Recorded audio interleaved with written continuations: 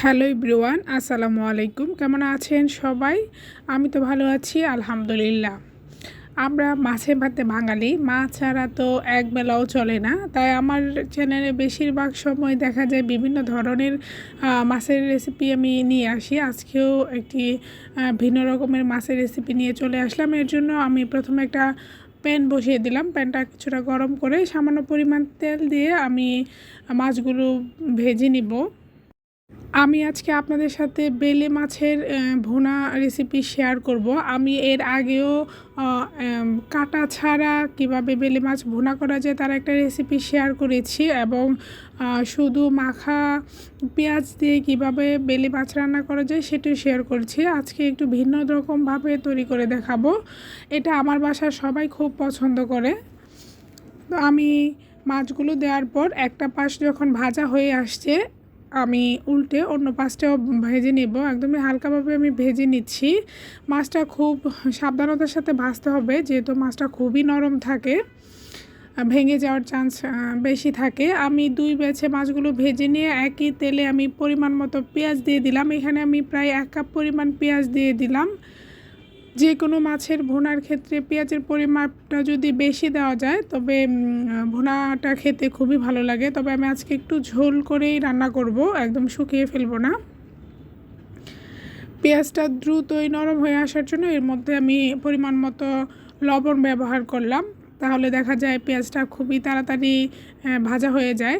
আমি পেঁয়াজটা যখন হালকা ব্রাউন হয়ে আসছে পরিমাণ মতো পানি দিয়ে দিলাম, যেন পেঁয়াজটা পুড়ে না যায়। আমি এখন এর মধ্যে দিয়ে দিলাম 1/2 চা চামচ হলুদের গুঁড়া, 1/2 চা চামচ মরিচের গুঁড়া, 1/2 চা চামচ জিরের গুঁড়া আমি এখানে ব্যবহার করেছি। এখন আমি মশলাটাকে ভালোভাবে কষিয়ে নেব। আমি ততক্ষণ পর্যন্ত মশলাটাকে কষিয়ে নিব যতক্ষণ পর্যন্ত মশলা থেকে তেল না উঠে আসে। মশলা থেকে যখন তেল উঠে আসছে এই পর্যায়ে আমি ফ্রোজেন করা কিছু টমেটো দিয়ে দিলাম কুচি করে।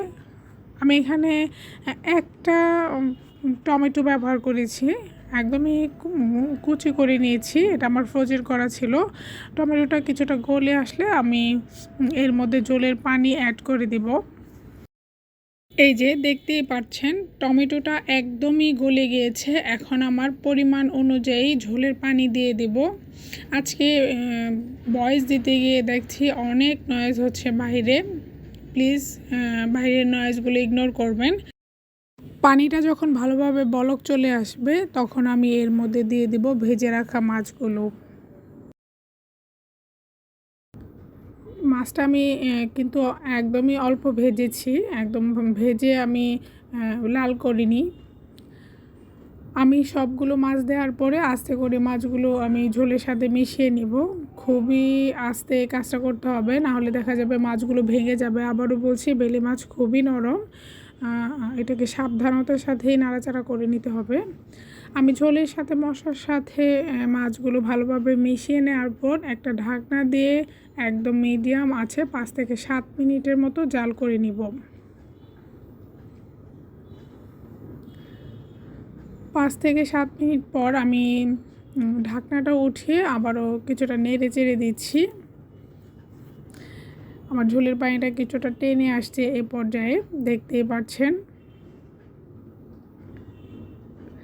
এর মধ্যে আমি সামান্য পরিমাণ ভাজা জিরে গুঁড়ো দিয়ে দিলাম। আমার রান্নার প্রায় শেষের দিকে চলে আসছে।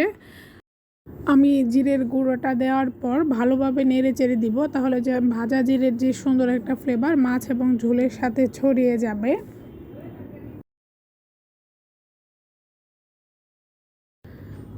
আমি ভালোভাবে মাছটাকে নাড়াচাড়া করে এর মধ্যে আমি